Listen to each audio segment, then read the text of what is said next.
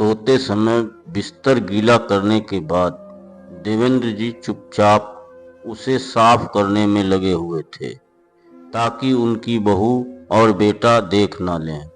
कल ही बहू पायल ने नया चादर बिछाया था और अपने पति दीपेश को डांटा था, अगर पापा ने इस बार फिर से बिस्तर गंदा किया तो मैं साफ नहीं करूंगी, चाहे घर छोड़कर ही क्यों न जाना पड़े।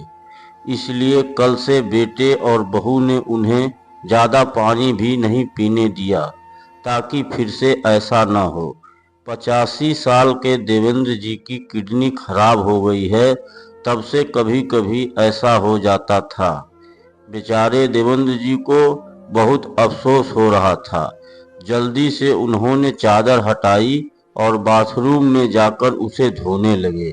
सोच रहे थे बहू अपने भाई की शादी के लिए कपड़े खरीदने गई है तो देर से ही लौटेगी।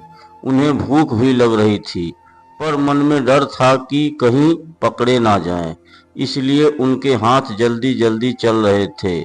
चादर भारी हो गई थी और देवेंद्र जी की सांसें तेज हो रही थीं। तभी अचानक उन्होंने देखा कि बेटा और बहू उनके सामने खड़े हैं। देवेंद्र जी सिर्फ इतना कह पाए, बहू ऐसा नहीं होगा, मैंने साफ कर दिया है। बेटा दीपेश ने अपने पिता को सहारा देकर कुर्सी पर बैठाया। बहू कहने लगी, देखो इन्होंने फिर से बिस्तर खराब कर दिया, कितनी बदबू आ रही है, इन्हें अस्पताल में भर्ती करा दो। लेकिन दीपेश ने उसे रोका और कहा, तुम चाहो तो मायके जा सकती हो, लेकिन मैं उस पिता को कैसे छोड़ दूं जिसने मेरे बचपन में गीले पैंट साफ किए थे, उसी पिता का जिसने उस दिन मेरी वजह से अपने सम्मान समारोह में जाते वक्त अपनी वर्दी पर लगी मेरी पेशाब को साफ किया था और एक शब्द भी नहीं कहा था। खुश होकर बस थोड़ा सा पानी डालकर साफ कर दिया और चल दिए।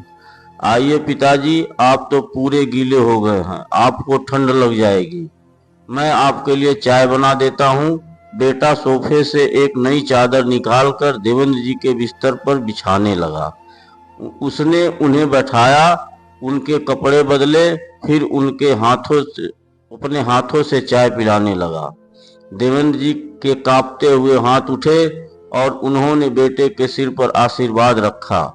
उनकी आंखों से आंसू बहने लगे, जिन्हें वे अपनी धोती के किनारे से पोंछते जा रहे थे।